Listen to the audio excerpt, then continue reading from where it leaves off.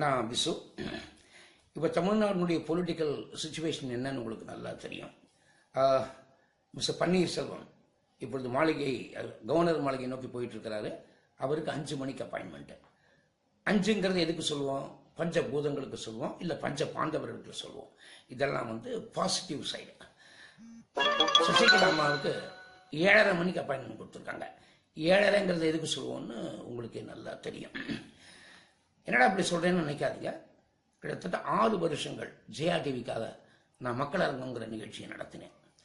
முதல்ல ஒரு நாள் மேடம் புரட்சி தலைவியை பார்த்ததோடு சரி, அதுக்கப்புறம் என்னை ஒரு தடவை கூட பார்க்க விடலை.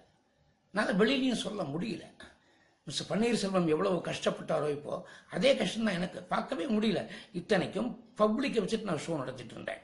அப்போ என்ன நடக்குது ஏது நடக்குது நான் போய் சொல்லணும் இல்லையா? அதெல்லாம் சொல்லவே முடியல. யாரோ வந்தாங்க, என்னெல்லாமோ இன்ஸ்ட்ரக்ஷன்ஸ் கொடுத்தாங்க. ஒரு ஆள் கொடுக்கறது அடுத்த ஆள் மாற்றி சொல்லுவான். இப்படித்தான் ஒரு யாரோ ஒரு குடும்பமா என்ன எனக்கு ஒன்றுமே புரியல. இது கூட நடக்குமா நீங்க யோசிக்கலாம். யோசனை பண்ணி பாருங்க. மேடம் இறந்த பொழுது அவங்க பக்கத்தில் யார் நின்னாங்க? யாரோ நின்னாங்க. இதே தான் அவங்க ஆட்டிடியூட். ஒருவேளை அரசாங்கத்தை அவங்க கையில் ஒப்படைச்சா அங்கேயும் யாரோ வருவாங்க, என்னென்னவோ பண்ணுவாங்க. நான் இதை மக்கள்கிட்ட ஒன்றும் கேட்க முடியாது. இந்த மக்களுடைய கையெழுத்து 135 பேர்கிட்ட இருக்கு. அவங்கள்ட்ட கையெடுத்து கும்பிட்டு கட்டுக்கிறேன். எங்க வாழ்க்கை உங்ககிட்ட இருக்கு.